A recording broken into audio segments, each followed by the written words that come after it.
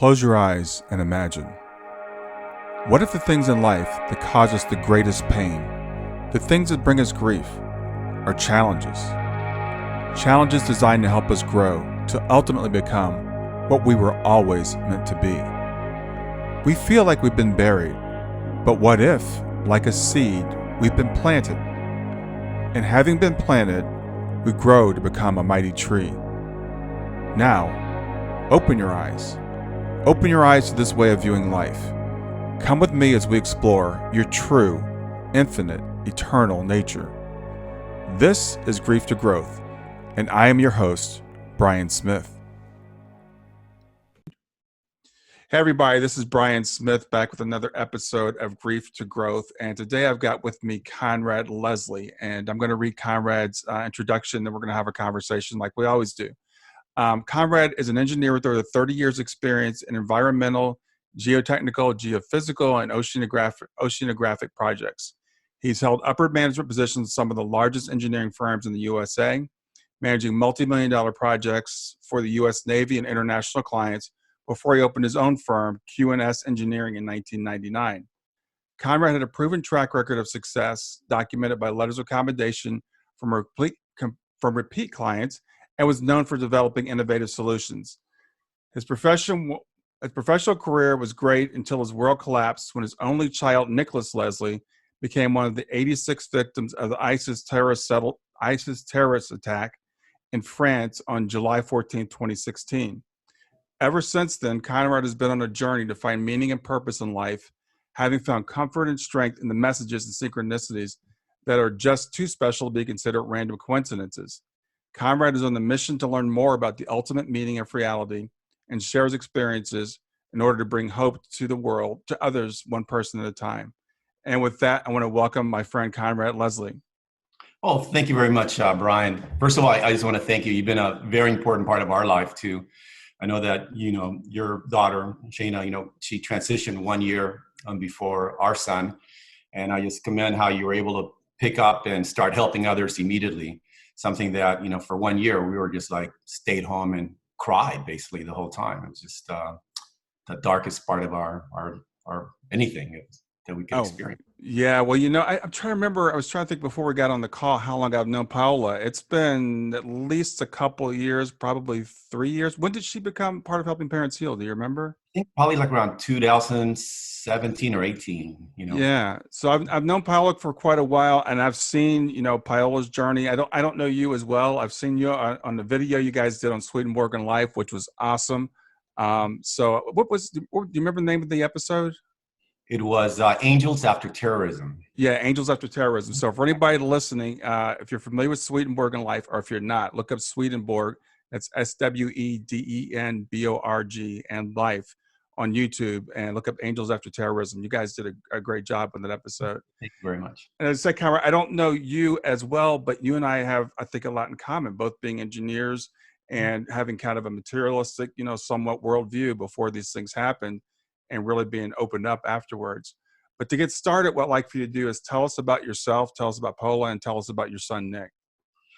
Well, for me, I was just a very technical person. I was always trying to solve problems for my clients. I actually live their problems. I would dream solutions. They would just come out of my head, almost like, later on I heard that perhaps, it comes from another, from the astral plane or whatever, like Nicolas Tesla and all these other people would get inspired. But I dedicated all that creativity to my clients. I really never thought anything about the afterlife. I never believed in mediums. I lived a very simple life. What was real, what was in front of me. I would always tell Nicolas, I go, Nick, we live in this rock and we go around the sun, and each turn is 1 year. And I said, some people get, 3 turns, 2 turns, other people get 100. But I would say, but in the long term, it just doesn't matter because it's so irrelevant. I said, your time here is just a ride if you look at it like a merry-go-round. So I really looked at it, very, materialistic and not in a monetary perspective, but it really what was in front of me, what was solid and stuff. And then, and Paola, she was just a wonderful, the best mom that anybody could ever hope for my son. And She would bring Nicolas hot lunches to school. His friends would complain to their moms, hey, how come Nicolas gets a hot lunch? She was a stay-home mom and just dedicated her life just to, raising Nicolas. And all the friends would come over our house and would gather there. Paula would cook up pasta and I would take the kids out to the beach because I worked a lot out of my home. So I would teach them how to surf. And I can just tell you that we lived this beautiful life. It was really, not that I took it for granted, but I didn't really realize how fortunate I was. And that it was just living in paradise, in San Diego next to the beach, and my lifestyle was just a fairy tale. And for people that are not watching this on YouTube and can't see you, I mean, you guys are like three models too. I mean, you and Paola and Nicolas, like beautiful people living a beautiful life in San Diego and paradise. So I just want to kind of set that up for people to understand where you're coming from. I'll tell you, it still eats me up inside, though, to think that, was I just pretentious or was I just naive to think that my life would just keep on being the way it was? Because I had everything solved. I had a retirement plan and I had a plan. My goal was always to set Nicolas up. I came with two immigrant parents and, they couldn't give me a lot, but they gave me the most important thing, which is love and an education. Mm-hmm. And I just wanted to set Nicolas up so he could reach for the stars, but in case he fell or something, he would be able to have a foundation that he wouldn't have to worry about his retirement. So I worked diligently to create, long-lasting investments and stuff to pass to him. And Nicolas was just like the greatest kid that I could ever, have expected or hoped for or anything. I took him skin diving, with snorkels at 3 years old up in Aruba. He learned how to become a scuba diver at 8 years old and diving. He used to love to dive with sharks. His goal was to dive with every single shark out there. And he dove with about 8 of them. He learned how to kite surf and he became, I think he learned how to kite surf at around 9 years old and became a kite surfing instructor at 17. Mm-hmm. And he was one of those kids that was like really focused on everything he did, like his tricks that he did on snowboarding, kite surfing or whatever. He wouldn't stop until he perfected. And he was the same way about his schooling. Sometimes, he would like decorate his paper, with the cover, with art. And I was saying, Nicolas, you're not being graded on that. What are you doing? It's like, Dad, I just want to do a good job. Or sometimes we'd go up to the mountains to go skiing and all of a sudden it would dump powder. And I'd say, Nick, let's just play hooky a day. And he goes, Dad, if I do, I'll fall behind, So he was like that kind of a kid. Yeah. And it was like an enigma, because he was like a really big guy. He was like, 6'3", 190 pounds and played lacrosse, football. And yet he had another side where he was like really creative.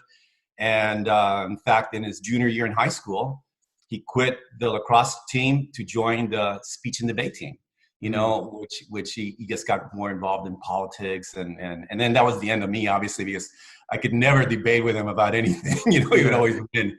I still remember in college when he went to UC Berkeley. And I remember that, I had a budget for him. And I would say, well, Nick, now you're a college student, you got to eat, ramen and college food and stuff. And he goes, Dad, aren't you kind of being a hypocrite? You raised us, your mom and I, and, we raised you to, like organic food, eat really healthy to take care of your health. And now you're trying to cut me off, these things. And I was like, oh, so it was just like and then suddenly when it just ended so abruptly, I'll tell you, we went from heaven to hell.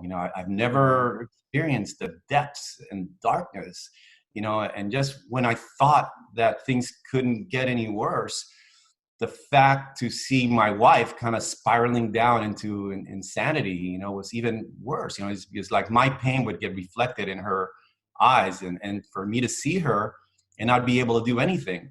Yeah. As an engineer, I was always solution, and then as a son of an immigrant, I always thought, not to be sexist, but the father took care of the family, and I felt like I let my family down. Yeah. I failed to protect my son, and now I failed to do anything for my wife because I could see her, spiraling down, darker and darker, and I just wanted to lift her up, but I couldn't. And every time I would try to help, I was making things worse.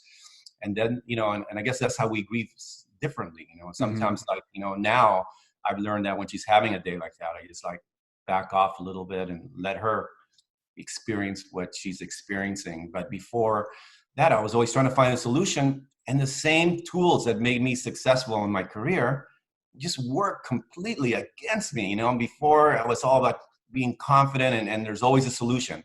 Don't focus on the problem. Don't roll over like a puppy dog and just accept no. Right. Solve it, figure it Right. out, make it happen. And I went nuts trying to figure out what happened. How did it happen? Just the timing, because, it happened to Nicolas in Nice. He was admitted to this special program, a study abroad program. It's called the European Innovative Academy, where kids compete to come up with an app. And then whoever wins gets funded. There's, I think Google's part of it and all these other companies. And he was there just one night with his group of friends, just walking down the promenade.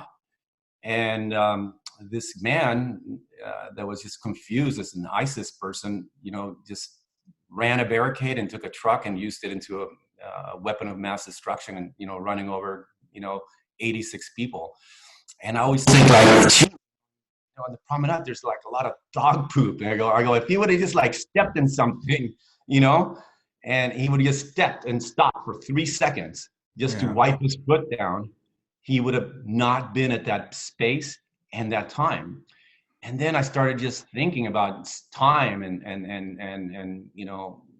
destiny, thinking like that everything that he did, made him go to that specific place and time. Because if he didn't study, he wouldn't have done good in school. If he didn't do good in high school, he wouldn't have gone to Berkeley. If he didn't do good there, he wouldn't have gone to this program. If he didn't make the decision to maybe have a beer or something before he left, he would, so everything that he did brought him to that space and time. And I don't have any answers. I went crazy, trying to find out, is it destiny?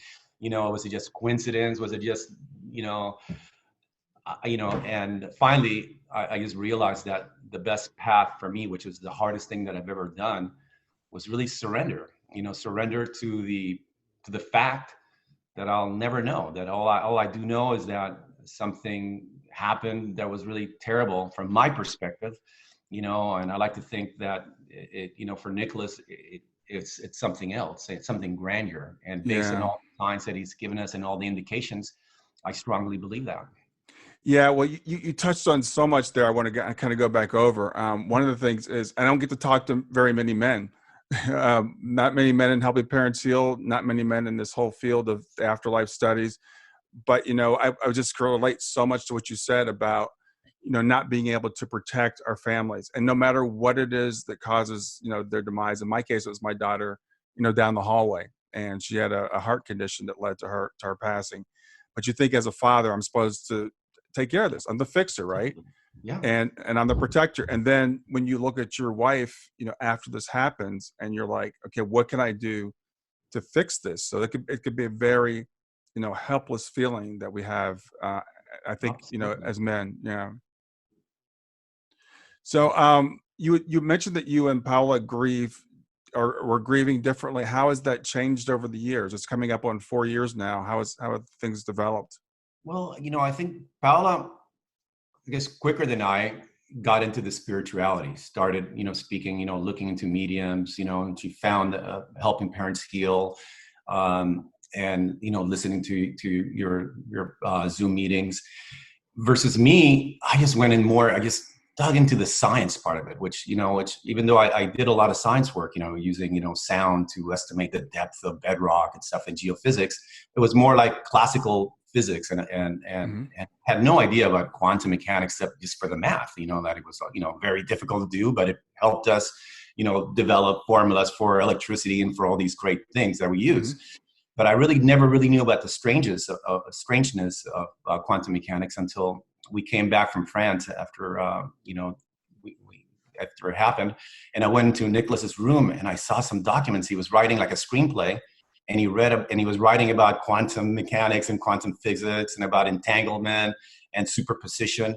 So I started diving into that and just I was trying to find Nicolas through physics versus Paolo was trying to find Nicolas through spirituality.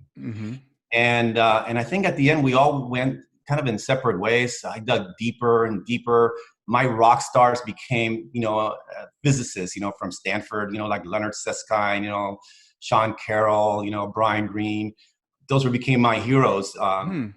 Paola's heroes became, mediums and stuff, and people that, had out of body experiences. And I think that eventually we did kind of converge in that we found out that, that spirituality and kind of physics kind of like blend and some point where they both becomes philosophy in a way, because I mean, after it's all these theoretical physics, after a point, multiverses and, holographic universes, things that cannot be proven, for instance. I mean, we have formulas, we believe the math says it is, but, how do you prove it? Is there anything that could be proven? But I think at the end of the day, we kind of like combined, and I kind of like went over, I guess, to her side, and she kind of came over to my side, and we kind of blended into this, I guess a new reality that we were in, and we found that we could find Nicolas through spirituality and through the weirdness of quantum mechanics, thinking that, well, if particles could be entangled and could be separated, light years away and immediately communicate with each other, what about the bond that love makes? Those cells, they came from Paola's inside, and it was part of us, and the love bounded us. So I feel like we're still connected. If things could be in a superposition, I mean, that just blows my mind how, things, in the smallest scales, the subatomic world could be a wave function that could exist in multiple places at once, as per, like the double slit experiment could prove and everything. So if that strange kind of stuff could happen, why is it strange to believe that there is an afterlife? Why is there strange to believe that our consciousness could kind of be uploaded like in a cloud, let's say, of data or something like a global collective consciousness? So even though I don't have the answers and I fear that I'll never will, it made me, I guess it reassured me that it could happen. And that's what I believe now. Yeah, it's funny you say that, because I've kind of the same thing. I think that I look at physics and spirituality now; it's all one reality, and it's different ways of approaching this one reality. And my personal belief is what we call the supernatural is just what we don't understand yet. But as you're right, you look at like some of the things that Einstein said, like time is an illusion. I mean, what does that mean? It seems very real to us, right? Or what Max Planck said, that consciousness precedes the material, that consciousness is fundamental, and our materialistic scientists have completely forgotten all those things and said, well, it's all just what we can see, feel, touch, right? But then quantum mechanics comes along. So I'm tracking with everything that you said, and it's certainly interesting that you and Paola took different approaches and kind of went around to come back to kind of the same place. That's right, absolutely. And it helps me in stuff. It's like whenever I have a doubt, I always fall back to Einstein's special theory of relativity, that the present, the past, and the future are all happening now. It's just the perspective of that all things are happening at the same time. And so basically I say to myself, well, and I know it's kind of like a cop-out because I still firmly believe in an afterlife, but my backup moment is like, well, all things are happening now. So that means that I'm still with Nicolas right now. Nicolas is being born right now. We're snowboarding right now. All those things, it just keeps on going. Just like, it's just based on what you experience as your now moment. And as Einstein said, that could change. Your time ticks differently based on your proximity to a gravitational source or your speed, which just kind of blows me away, but it's proven, that's why our satellites, we give them time corrections because our clocks out in space are affected by less gravity and therefore tick at a different rate. And if we didn't put in those time corrections, our GPSs would be way off. And they've proven, flying, atomic clocks around the world and stuff. And they know that time ticks differently. So, I do believe that I'm still, I guess, my fallback position that I feel super confident, is that everything's happening right now, and I'm still with Nicolas, and I'm still enjoying it. And now some of the new theories, like the multiverse, from Sean Carroll and Hugh Everett, that they expanded on, they're saying that every time that we experience a quantum event, we split, and part of us, gets connect with one reality, and the other part connects with the other realities, and therefore there's another reality where I am still with Nick, and Nick didn't go to Nice. or Nick left a little later and everything's fine. And I'm still, working, trying to pay for his college and everything's all, the way I guess the way I would have liked it to be. Yeah. Well, all those things are what they do tell us, and even though I don't understand them, what they tell me, as you said earlier, there's infinite possibility. There's things are possible that we weren't aware of with classical physics. So classical physics, we all said, okay, well, we're just this accidental, product of an uncaring universe. We're a biological robot in a meat suit. There's no such thing as a soul or a spirit. We're born and we die, and that's it. But these things don't fit in with what science is finding out about consciousness right now. Scientists, they can't even tell us what consciousness is. They can't tell us why it exists. There's it shouldn't. I mean, there's no reason to believe that as material things get more and more complex, that consciousness should arise out of that. And what is it? And what is it? And then when you really think about it, what do we have besides consciousness? That's all you and I have is our consciousness. Right. Everything we experience is through that consciousness. Correct. And now, in fact, I was just reading another book, and it was about biocentrism. And it was talking about how everything that we really see is not even there, that everything that we see is just really photons of light that ricochet off objects. They go in through our eyes, and then they get converted into a chemical electrical signal, right. And they gets created in the back of our heads. Right. So really, that who knows? I guess that's further evidence that we could it's all about the consciousness. Yeah. So it's really, like I said, it's fascinating to talk to you and talk to someone that kind of gets into this stuff kind of the way that I do, because I don't understand it. I'm reading this stuff, the quantum physics, but it just blows my mind, and it really goes back to what philosophers and frankly theologians have told us for hundreds of thousands of years, as far as who we really are. But with you've had some really special experiences besides just all this theoretical stuff. I mean, Nick, you sent me a document called Gifts from Nick, which is just full of, things that synchronicities you've gotten from Nick. And what I really like about it, Conrad, is you come from, again, it's not a woo-woo perspective, because everything that you've talked about, more than one person experienced, and it's involved with, and so you've got people that were there and evidence. So why don't you take us through some of the signs that Nick has sent you? Absolutely. And like I said, I still haven't figured out how they come, but I call them gifts from Nick, because they come to us at the right moment.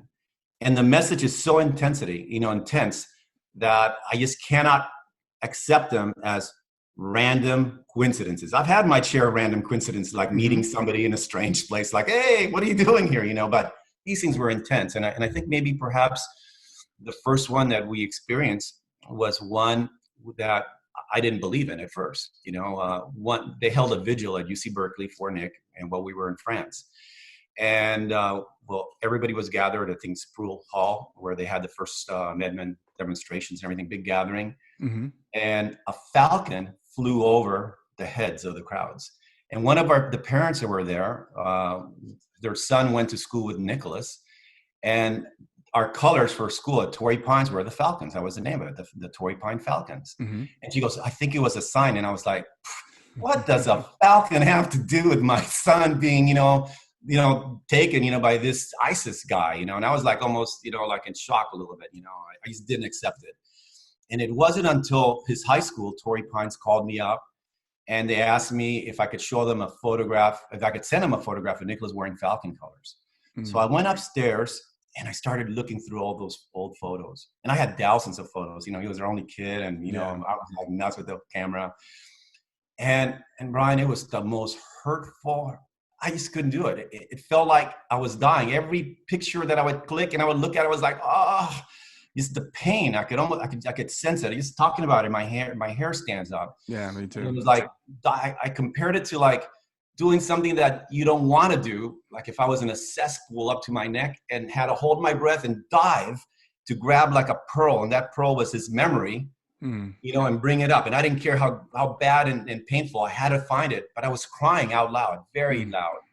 And at that moment, Paola heard me, and she came up saying, what's the matter? What's the matter? And I said, I'm looking for Nicolas wearing Falcon colors. And she repeated, she goes, Falcon colors. And she started crying, and we're hugging each other. and a Falcon came and landed in our fence within 50 feet of us and stood there looking at us, like just looking at us. And we stopped crying and we were like in shock. And even though, Falcon didn't say anything, obviously, but Right. I felt like a message saying, it's okay. I'm Yeah. here. It's Yeah. okay. And then once we calmed down and we were like just in amazement, the Falcon just flew away. Yeah. And we were just like shocked, and I guess, first of all, I guess these signs even started before, Yeah. I want you to, if you don't mind, would you tell me the one about the message from your mother? Because this is Yeah, before Nick exactly. even It was passed. really, really strange, because like I Yeah. said, I didn't believe in anything. I was raised Catholic and stuff. I wasn't practicing, but, I just believed in trying to take care of my family and trying to go on vacations with him. And my mom, I told her, because she would try to convince Nicolas that there's something more. And Nicolas like, Yeah. you don't understand math. You don't understand, these things. My mom was like 90 years old, but she's very active. She used to drive from LA to San Diego by herself, Mm. and very strong lady. And then one day Paula and I were walking. Nicolas is in college. We're watching a comedy on TV, and Paula got up to use the restroom. And as she walked back from the bathroom, in our hallway, we had this little area where I had a couple of trophies for my mom. My mom was like a really famous Spanish dancer, and she won these awards. And she gave me some of the books that she had and some of the photos, and I had it there because every time she came over and she didn't see them, we'd get in trouble.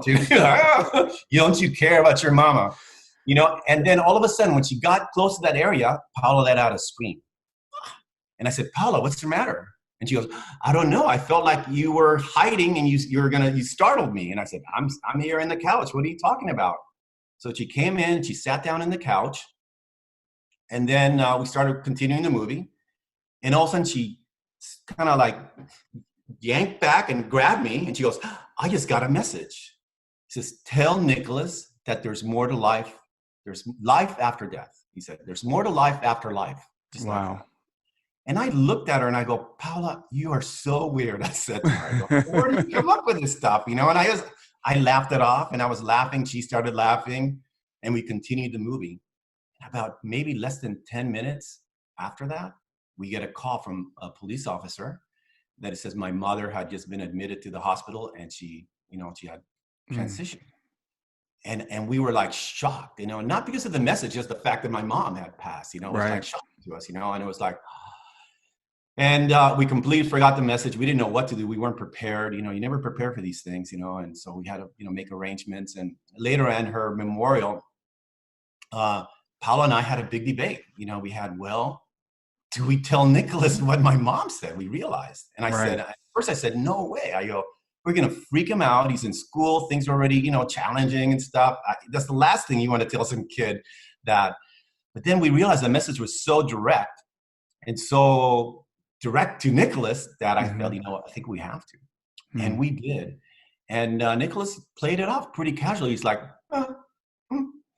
But later, I guess he had really, started thinking. He was a very bright kid, and he started reading about spirituality, about lucid dreams, about afterlife. Because before, Nicolas thought that, all these experiences are really just DMT being released in your brain, and it doesn't really happen. It's a figment of your imagination. And then all of a sudden we found all these books that he had. He was reading all these, physics books about, reality and about, helping yourself, thinking positive, tapping into the astral plane, all these things that he never really discussed it with us. But in a way, I feel now that my mom kind of like prepared us and prepared him, for what was to happen. And I guess time is differently for people that have transitioned. Yeah. So this was about 2 years before Nicolas passed. Is that right? Probably about a year. One year exactly. Wow. And it was terrible. First my mom passed, and within a year. Then before that, then after that, my dad passed, and then Nicolas, and it was like 1, 2, 3, and just devastated. But still, with that message, and I didn't recognize the power of that message until I started getting synchronicities. And like that, we've had some ones that are just blowing me away. Like after the Falcon, one. I had another one that just was even more bizarre, Brian. When we were in Nice during his vigil, his friends had a picture of Nicolas and they blew it up. Mm. And I refer to the story like the postal service, because they built, I guess they blew up a good picture of him, possibly, I'd say maybe like 3 feet by 2 feet photo. Mm-hmm. And they gave it to us. So somehow we made sure that we were able to fit into our suitcase. We got it in, and as soon as we got back home, we hung it on the wall. Mm-hmm. But I didn't like it. Every time I walked by that photo, I would cry. And I would cry because it would hurt me so much because I needed more. I go, every other photograph of Nicolas in our house is just full. Our whole stairs were just full of like him being little, diving first, doing this, progressing then into like his adulthood. Mm-hmm. And but that was the only photograph that I had. And so big that I had not taken. So since I didn't take that photograph, I didn't know. All the other photographs, I knew exactly what we were doing. We were at the beach that day. We were eating this. Nicolas was smiling because of this. You were there. I was. All right. Okay. Sorry about that. We had a little technical difficulty. I think Nick jumped in there. Go ahead, Conrad. So basically, I was looking at this photograph that I don't know if should I go back to the beginning or? Yeah, you were saying this photograph that they had taken and blown up, and you all the other photos in your house, you were about there. Correct, and so we had this photograph hung in the house, but I didn't like it because it hurt me, and every time I walked by, I cried. Because he had a beautiful smile. He was in a beautiful place. He looked really happy, but I didn't know what I needed more. I go, is this like the last photograph of Nicolas and I need more? All the other photographs I had taken, all the other photographs I knew, all the background story, what he was doing, what we ate, where did we go afterwards? What did we do before? And because of that, I could look at those photographs and actually take a trip in my imagination and my memory. Right. What we had done, but this was the only one that was like, okay, it's a picture of Nick. And I would argue to Paola saying, no, I can't see it, Paola, it's hurting me too much. I said, we need to take it off. And Paola we would argue, no, this is our last, we need to have the it. last I'm like, picture, yeah. Too much. Yeah. And then, but she just kept on insisting. And then one day I went there and I just looked at it and I just cried out loud. And I said, Paola, honestly, man, I need more. That photo's got to go. And I kid you not, Brian, within maybe 3 minutes or less of me saying that, somebody knocked on my door. And I walked in and I walked to the door and it was a postman delivering a brown paper box. And inside this little package, I opened it up and there was a photo album made by one of the kids that he met in France, part of the program. Mm-hmm. And the cover photo of the album was the same photo that I was looking at. Mm. And inside the album was notes and stories of everything that Nicolas was doing at the moment. Wow. So basically I go, wow, it's like, now that photo, we took that photo with us everywhere we go now, because like, I got really what I was looking for. I was looking for more details, what he did, what his friends were thinking, what was he doing, what they did. And this photo album just specifically told the whole story. Like in this photo, Nicolas right here, we just finished a big game. And that's not the only photograph weird experience that I've had. Mm-hmm. We had another one that happened soon after that. We were really fortunate to get the support that we did. Since Nicolas was a victim of terrorism, we had a special group of the FBI that helps parents or helps people victims of terrorist crimes. Mm. So they assigned this agent, and she's an agent, but she was an angel. She was with us. She'd go shopping for us, pick up prescriptions.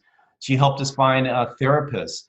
She did everything for us. She was there, and it was just so weird. It's another part of the government that you never see. Her name was Becky, and I tell you that she was more of an angel than an FBI agent. She was there with us, crying with us, hugging us, just calming us down. And we were home, and we found a therapist, and they were talking to us, and they were telling us that Nicolas was in the light.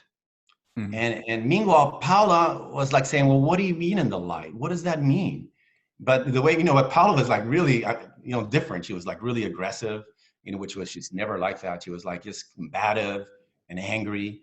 And she's like, well, what, just kind of arguing back, saying, what do you mean a light? Like what? Like a light just hanging from the sky, just there for eternity? Just like a light? What Yeah. does that mean, a light? Right. And as they were arguing, she's like saying, no, he's like part of the light and all this stuff. But Paula kept on falling back on just what, a light, a fixture there, just like a point.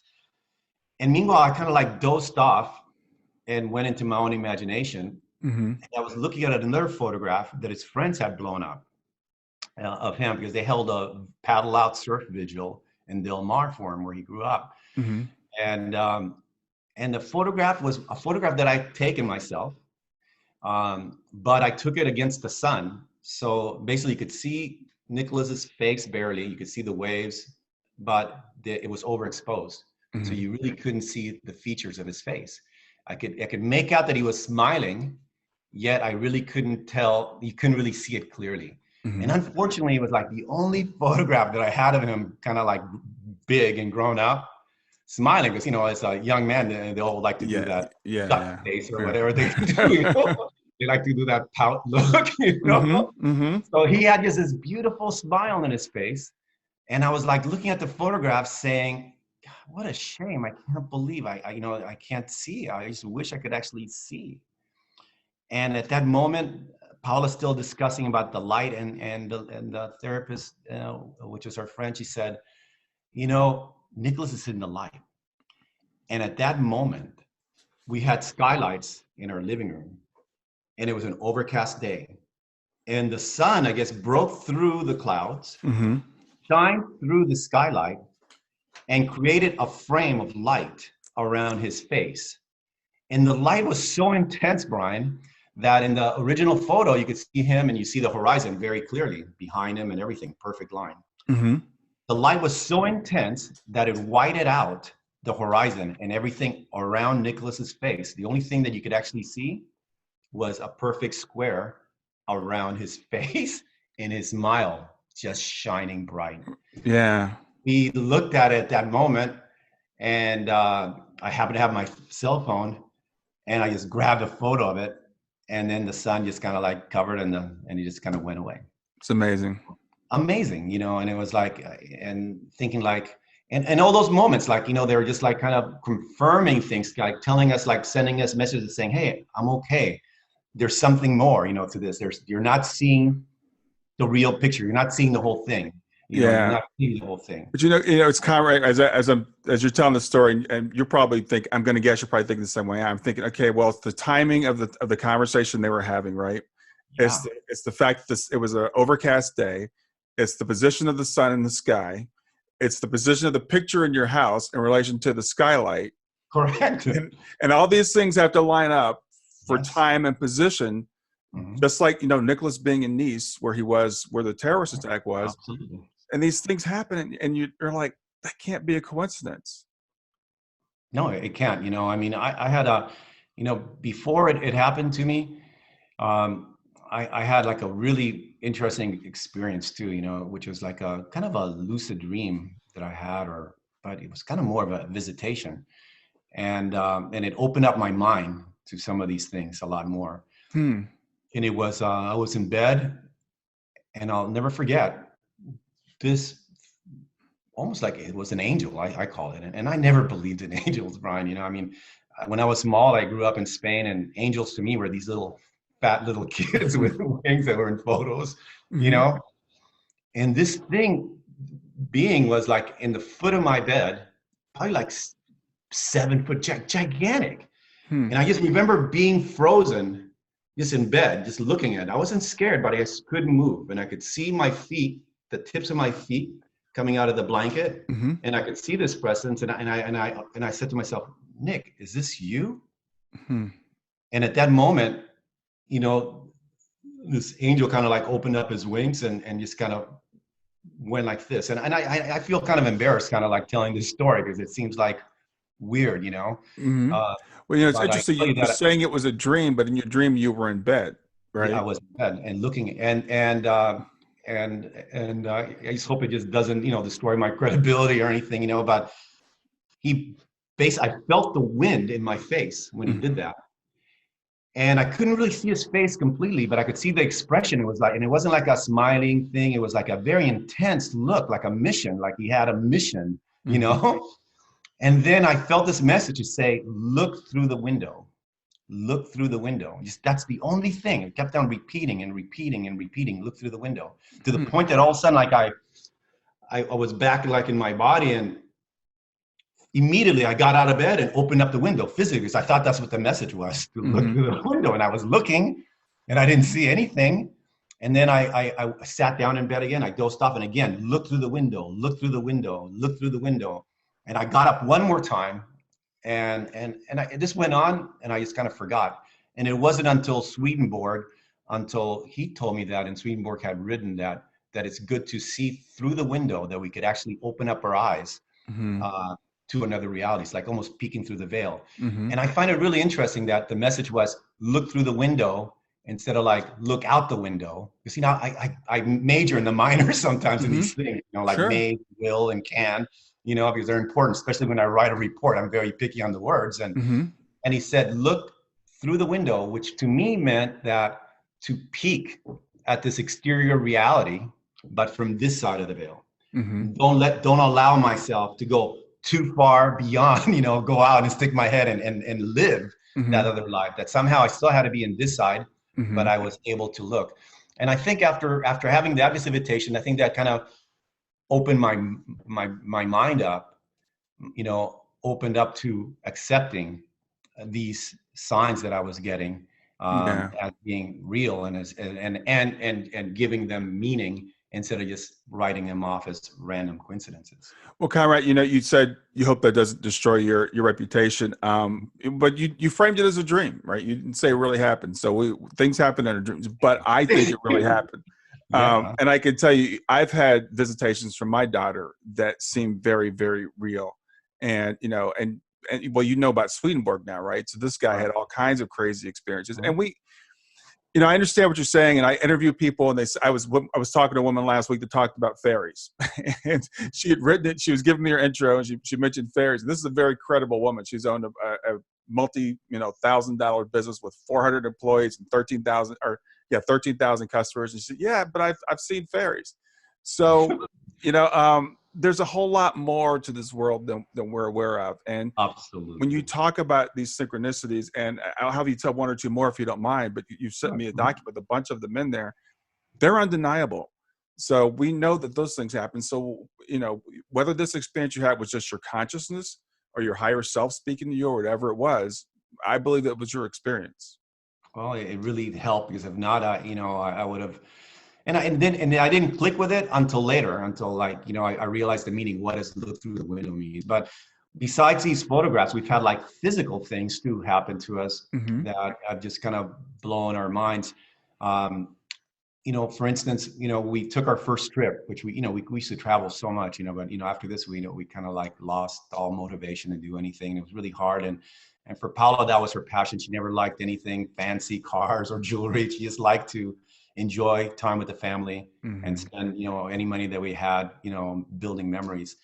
And we finally got enough nerve to take a trip out, and we went to New Zealand, and we arrived to this beautiful place called the Blue Pools, which is where two glacier rivers meet, and they create these deep water pools that are just blue, like an indigo blue, beautiful colors. And the whole riverbanks are just scattered, just the whole shorelines is with, you know, millions of rocks, round, polished, flat rocks. And as we're looking there, we looked at the water, and the water looked so beautiful. And Paula started to cry, you know. I'm sorry, I better tell you the beginning of that dream, that the whole scenario to kind of set it up. Okay. The night before we went there, I had a visitation from Nicolas. And it was so strange, Ryan. You know, I was there in a place where I knew I shouldn't be, because I could recognize that I didn't belong there. And he was there with a smile, and I just was holding him, and I was saying, nope, I'm not going to let go. I'm not going back. I'm not going back. I said, I don't care. I'm staying right here. I knew that you know, that somebody was going to kick me out somehow, but I was there with him. And then he just kind of slipped through my hands with a smile. And I was like, and I knew it was like my time to go. And before he left, I go, Nick, do you have anything to tell me? And without speaking, he just kind of communicated with me with a smile. He goes, stay with mom, move forward, and find joy in life. And immediately I woke up, And I wrote it down, and I woke Paola up. I was like so excited, it was like Mm. so real. I mean, it was like I was there with him. And then the next day we went to this blue pool place, Mm. and we're standing there, and Paola started to cry. And I go, Paola, listen, I mean, you believe this stuff. You believe it wholeheartedly. You're the one that brought me into these odd, bizarre things, the supernatural, let's call it, Mm-hmm. So if you really are serious about what you believe and you really want to live that life, you got to believe what Nicolas told us, to find joy in life. We have to find joy in life. We Mm-hmm. cannot live like this. This is just unsustainable. We can't do this. And she was just like sad, because we couldn't share such a beautiful spot with Nicolas. And as soon as I Yeah. said, we got to find joy in life. Paula looked down in her feet, and there was a flat river rock with the letter J in a circle around it. And I do some geology work or geotechnical engineering work. So it was basically a crystalline formation that had grown in this flat rock, and the rock's about 1.5 to 2 inches diameter, Mm-hmm. with the letter J, in 3-dimensional, basically. So it's like built up in top of the rock. So it wasn't etched. It was Wow. a buildup of the rock on white. The rock is like a dark gray, and this white with a J in a circle all around the perimeter of the rock. And then we looked at it because the sun at that moment, shined the light on it, and it caught our eyes, and we picked it up, and it was like joy, J for joy. And it was like, in that moment, I did something that, I probably wouldn't have done, but I went and I took a dip in that cold water because I knew that Nick would have done it. And I said, okay, you know what? I'm going to do it. Yeah. So, so, Yeah. I think that's awesome. I think and that there. even some of the moves that we've had here, Brian, the fact that, after like 20 years that we lived in San Diego, Nicolas, he grew up there, 20 years, we had friends, they're my business and everything there. Mm-hmm. And we eventually moved out. We couldn't be in the house. It was just too sad. It was such a happy house, but we cried so much. It was so painful that we couldn't live there anymore. And we moved to a small little condo here in Hawaii. And but before all this happened, I went to Nicolas and I said, Nicolas, do you know what? I think I figured out a way where I could retire without having to sell our primary residence. Mm-hmm. That way I could give it to you. I go, I'm going to rent it out, and I'll keep the revenue, but the house will be yours and it'll stay with you. And that way you'll have something, Mm-hmm. And I was like really hoping to get this big hug from him and say, gee, Dad, thanks. You're the cool. Because that's probably what I would have said to my parents. But instead he looked at me and he goes, Dad, you don't have to worry about me anymore. And I was like, what? What are you talking about? And he goes, I'm at Berkeley. I'll be fine. He says, you guys belong in Hawaii. And I said, and because we used to always go there, for vacation to windsurf and kite surf. And I was like kind of shocked. I looked at him like smiled, and I said, well, is he just being, overconfident? Or is he just like being a young kid being kind of naive, doesn't realize the value of having a house, Mm-hmm. I kind of just let it go because I knew either way, it was just his way of showing love to us. Mm-hmm. Dad, you guys, he said, sell the house and move to Hawaii, instead of giving it to me. I was like, wow. And then it didn't hit me until, he transitioned and we went back home. And the property that we moved in was an investment property. It was a condo that we had here for like almost 20 years. But we never lived it. I bought it when my business was doing really good, and then realized that I really couldn't afford to keep a second house. So we had to rent it full time. And the tenant called me up about a month after this thing happened. And he goes, I just want to give you a notice that we're moving out. This is your rental property in Hawaii. Yeah. And I was like so shocked, Ryan, I didn't care. I said, you know what? There's just no way I'm going to deal with this now. There's no way I'm going to find another tenant, fix up this place. There's no way. I said, you know what? The bank could keep it. I don't care. It's everything's lost. And I just gave up. And the guy, the guy was kind of shocked, he goes, well, don't worry, Conrad, I'll show it for you. I'll try to, fix it up. And I was like, and that was really nice of him. And all of a sudden it clicked on me. I go, well, wow. Maybe this was like what Nicolas said, that we belong in Hawaii, and maybe we got to follow these signs, because I believe them, I believe in these signs, and they're kind of helping guide our life, and in that moment I said, I convinced Paola, and she didn't want to go. I said, Paola, maybe we should just go. We'll go there and we'll just fix up the house and we'll sell it, and then we'll get away from here, and then we'll move back to San Diego and stuff. And after time considering, we finally decided to do it, and we hired a realtor to rent the house for executive rentals and stuff. And Brian, we didn't let the realtor in the house once. In 3 months that he had the listing with clients, every time he'd want to come over, it was like, no, this is not a good time. Because, we couldn't have people walking into our house when we're crying in the couch. I'm crying in the couch, Paola's crying in the bedroom. Yeah. There's just no way we wouldn't let even our friends in. It was like, we just wanted to be alone, and just kind of go through this thing. Finally, after 3 months, we gave up, and I told the realtor, I said, I'm sorry, this is just not going to work out. I apologize. I'm just wasting your time. And then I had a dream of Nicolas, still with his Hawaii theme, in Hawaii clothes, doing a hula dance, kind of, and, with a smile. And I still couldn't understand. It's like, well, I try to go to Hawaii, but how is this going to work, 2 days later, my next door neighbor comes over, and we started talking, and I found out that I guess that day we were renting next door. And he goes, yeah, my wife's pregnant, and I think we're gonna need a bigger house. And I said, and we're moving out. And I said, well, mine's for rent. And immediately he goes, I'll take it. And he goes, there's only one condition. We have to be out by May 1st. That's when we gave our thing. And May 1st is when our place became empty. Wow. So it was like a perfect transition. And they have 2 beautiful kids. And now our house has these 2 beautiful kids, Wow. young people, I think 3 years old, running around, making the house happy again. That, Mm-hmm. maybe one day we'll move back and it'll be a different place. It'll be a happy place again, Yeah. So we keep on following Nick's signs and the things that he tells us. And one of the biggest ones that he really helped me, and I know that you said you wanted to talk about that, was about forgiveness, and that really hit the spot. I read a biography that he was writing for a project in France. I guess they wanted to write about themselves. Mm-hmm. And he wrote that having traveled so much with us, he had learned, that, there's different cultures, different perspectives, and one should never jump too quick to judge somebody, because you never understand really what motivates the people to do the things that they do.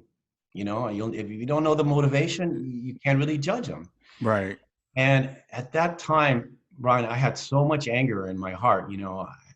I really wanted to go to Syria and fight, with the Kurds against the ISIS. I wanted to go there, volunteer and fight. I wanted to kill. I wanted to express my pain. I wanted to get revenge. Yeah. And I remember the FBI person and our therapist are talking me out of it. He's like, no, Conrad, you can't be serious. This is like crazy, And eventually I saw a Swedenborg show, and I think Swedenborg said something about the same thing, about how motivation, how sometimes you could do something really good and you can maybe unite the whole world under Christianity, but you do it for the wrong reason, for the motivations, your own ego or something. Mm-hmm. You have somebody that does something very terrible, destroys the whole world, religions and everything, but he does it out of love for God, his intention. And he said that perhaps a person who did it with good motivations maybe will have an easier time, forgiving himself and living, instead of the person who did it for his own ego, So that really put me in this path to, and I'm far from it, to be able to forgive the ISIS person who did this and caused so much pain for so many people. But at least I was able to kind of purge the hate that I had inside of me. I mean, he was like, he had become such an important part of my life. He was like, I thought about him, I dwelled about him, I hated him. And then I realized something that was pretty profound, that I realized that love is not infinite, like people say, like they say, oh, love is infinite, because I couldn't have loved my son any more than I did. I loved him with all my heart, with all my soul, I would have done anything for him. I Yeah. wanted to be with him. I wanted to set him up. I wouldn't eat like the best shrimp just to give it to him or whatever. I I just know, I man. didn't love him Yeah. anymore. So then I realized that, loving the relationship between love and hate, and that somehow I was somehow converting some of my love for my son to Mm. hate for this guy. It's profound. Yeah. So as an engineer, I was thinking, well, if you have like a finite amount of flow and you're diverting some of it, why should I be focusing and giving hate to this guy, converting love currency to hate Mm. and sending it over to this guy? And I just cut him off, Yeah. and Yeah. I diverted 100% of my focus and of my love and my emotions and my thoughts to my son. And like I said, and I'm still on a path towards forgiveness. I don't know if I'll ever be able to be man enough to say to the guy, I forgive you. Even though sometimes I think of that Nick, he was also shot and taken, by the police eventually after he did all that damage. And sometimes I think that Nicolas, maybe saw him as they were transitioning and must have said, dude, that's not chill. What did you do? And Yeah. but maybe they communicated and the guy was like just confused that maybe in his own perverted, sick way. And like I said, I'm sorry, I guess here I am judging, but in his own, way that was obviously mentally ill, Well, I you know. think, as human beings, we do judge. I mean, we do, some things are better than others. Killing a bunch of innocent people is not a good thing. And, I've been talking to people about soul planning. They're like, well, did these people plan to do this? And if they did, does that mean it's okay? It doesn't mean it's okay. We have a set of rules on this planet. We don't try to harm people and stuff. So it's not cool. As you said, that's not chill. That's not But chill. and forgiveness is a process, and I'm glad that you kind of went through that, because this is like the ultimate. This guy, he takes the life of your most precious, only son, who's got Gosh, all must this look like promise. yeah. Yeah, I mean, it just doesn't get any more egregious than that. But you realize by holding on to that, you're hurting yourself. And I love the way you put that. You're diverting your energy. I want to say your love for Nicolas is infinite, but you're diverting your energy away from, what you can focus on to this guy, And so I think what you said was just profound. I appreciate that very much. Well, when the other thing I thought too, from the guy's perspective that helped me, I go, the guy obviously had the wrong friends. I said, God, if he would have met somebody, if he would have had a friend like Nick, because Yeah. this guy, he worked out, he went to the disco. He wasn't like the devoted Muslim guy that, he was like a regular guy that went and did his thing. He drank, he went to bars and everything. Mm. If he would have met Nick, or somebody like Nick, and he would have probably shared that, like his plan, somebody, a regular person would have said, dude, that's not how you do it. That's not going to help. That's not going to solve a problem. That's wrong. But instead, he had other people in his life that encouraged it, that said, hey, yes, we must avenge and do this thing, but I'm confident that Nick, as a debater, he would have probably debated with the guy and probably convinced them to do something else, to protest, Yeah. but create a change in a positive way instead of like creating all this harm. And then what I did also realize that even though one person created all this pain for so many people, it was like out of that pain, so many incredible people and light givers came out. Mm-hmm. Almost like if it was like a cell, like a virus in your body, Mm. and all the good cells surrounded him and surrounded me and everything, Mm-hmm. and kind of like just overcame it. Because for that action that the guy did, there's 1,000 actions that people, just strangers that we didn't know, they were in our community. They were the ones that spearheaded the foundations for Nicolas. Berkeley did a foundation just themselves, for Nicolas, called Victory of the People, Mm-hmm. which is to help people, students that study abroad. Berkeley has a lot of money, but a lot of these scholarships, they pay for your flight and your tuition, of study abroad, but they don't give you money for like beer and food. And I said, this scholarship, I wanted it to make so people would have spending money, because you go abroad and you need to have the experience, because that experience, you can have young people talking to other young people, because when you're young, you love everybody, you're like, Yeah. you don't build these walls.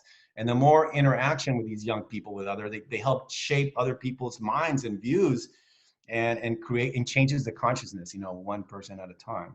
So I realized how he touched, like, some of the people that he had a lot of good friends, a lot. He was very, very popular. Yeah. And some of his friends, most of his friends are going to do, I guess all of his friends are going to do well, and some of them are going to do a lot better, and some of them are going to do incredible.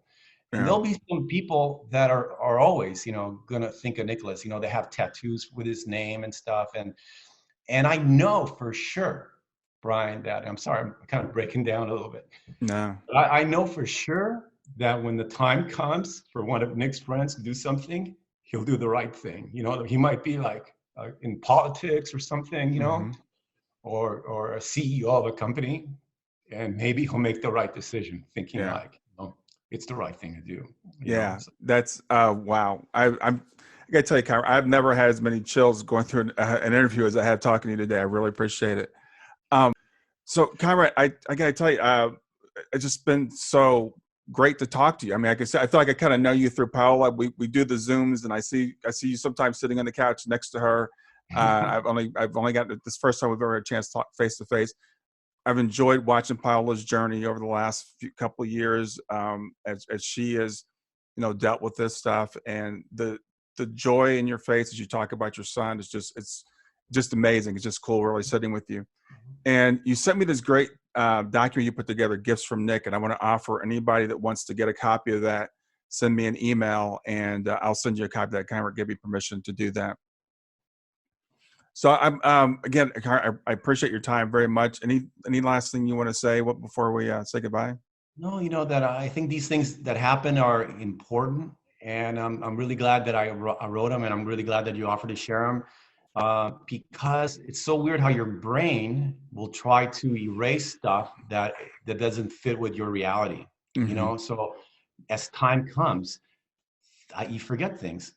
Like there's one last one, and we still have time. I could share with Oh, you. absolutely, for sure. That, and I call this one the Star Soul, and it was like a 2-part story. It happened. Well, Nicolas was here, and then it got confirmation after he transitioned. We were in the car together. He came back from school, I think his freshman year, and I could tell that something was off, because how, parents could tell that something is wrong, I'm very empathic. And he said, I go, Nicolas, what's the matter? Because he wanted to go home, and he didn't, we just went shopping and I wanted to go eat in a restaurant. And he goes, no, let's just go home and eat at home. And I go, no, let's go eat out. No, let's go eat home. And I go, Nick, what's the matter? He goes, there's nothing wrong, Dad. No, nothing. He argued with me for like about 5 minutes, seemed forever, and he was such a good arguer, I was like, what do you do? And then finally he did something that he had never done in his life. He broke down in tears. And he goes, I said, what's the matter? He goes, I don't know, Dad. He goes, I just feel like this world, it's not enough for me. That I don't belong here. That is too small, this whole world. And I feel the pain of other people on my shoulders. I actually feel their pain. Wow. And I looked at him because he was not, he was like a very happy kid. We had great adventures, friends from everywhere, and I was shocked. I didn't know what to do, Brian. He was like, if he would have told me, well, I've been partying too much in the fraternity, and I'm failing school, I could have probably related to that, and I could have probably gave him some advice. Right. I didn't know what to do, and I just like an idiot, I played it off and I laughed. I go, what? Are you telling me you're an alien or something? And he goes, no, Dad. And then that was it, and I kind of like brushed it off the floor and didn't think anything else about it. And then once we moved here to Hawaii, one day, we were just very sad, and something inspired me or compelled me to Google exactly what he said. This world is not big enough for me. I feel like it's too small. Like I want more, and that I feel the pain of others. And as I went down all the pages, I got to a page that said Star Souls. And I go, what's that? And I read about it, and it said, like, They said star souls are consciousness that come to help raise the consciousness of other people, just for here for a brief moment to raise everybody's not, awareness and Mm-hmm. consciousness. Mm-hmm.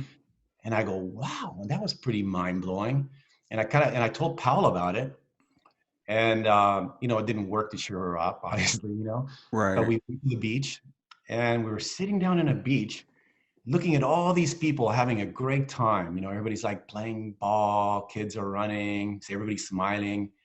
And I was sitting there looking at everybody going, wow, how is this? How could I be in the same place in the same time as all these people, but completely be in a completely different reality? Yeah. Everybody's having such a great time. And Yeah. and Oaxaca mom and my wife, I'm looking at her, she's like tearing up, crying. I'm here looking at this thing, thinking the world sucks. And everybody's like having such a great time around me. And I go, it's just not right. It's like if you're doing a job and somebody's getting paid, $150 an hour, and you're doing the same job and you're getting paid nothing or $10 or whatever. You're going, wait a Yeah. minute, Mm-hmm. this is not right. I'm in the same place. How come I don't have this kind of joy? And I told Paula, I go, Paula, let's go take a walk. She started to cry. And as we were walking, Brian, Paula said to me, what was that thing that you read? What was that thing? Hmm. Star what? And I said, star soul. And I kid you not, we looked down in the ground and we found a cement star, but this big, 5-pointed star made out of concrete on her feet. Wow. And it was like, and we picked it up and it was like, oh, just amazing. Like, you don't, I could come up with reasons that perhaps some kid had a mold and his dad brought cement to make stars at the beach, but it's not something that I've never encountered in my life. Something that you typically don't find at a beach. Right. Solid, it's about maybe 1 inch thick, and about 5 inches in width. Perfect 5-pointed, like a perfect little star, the kind Mm-hmm. of stars that they would put in your collar in school when you were a good kid. And it was at the right precise moment where I said star soul. So Yeah. like I said, I don't know, like I said, my brain sometimes tries to justify these things and try to come up with explanations. And it did drive me crazy. And I finally came to the point where I said, I don't know. I'm going to call them gifts from Nick because I Yeah. feel they're from Nick, and whatever it is, I know it's intelligent because it's able to manipulate, time and space, Right. I know it's compassionate because it feels our pain, man. It's like, when you feel somebody's pain and you see somebody in pain, you got to have that compassion to come up to that person. It's like we're pitiful. We were pretty bad, and we're still, not over it yet. Obviously, I guess you never really go over it. But Right. some of the times that we've gotten these gifts, we were just like sad. Like really pitiful. Yeah. So it was definitely compassionate, and it has to do with love. And it has to do with love because that's what brings it together, to get that message of love. And they're always positive messages like, find joy in life, move forward.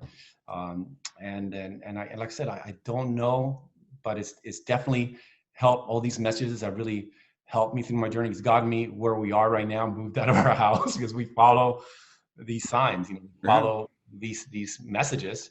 Because I, without a doubt, I know that there's a bigger reality. I know that I would be really foolish to think that what we see is what is out there.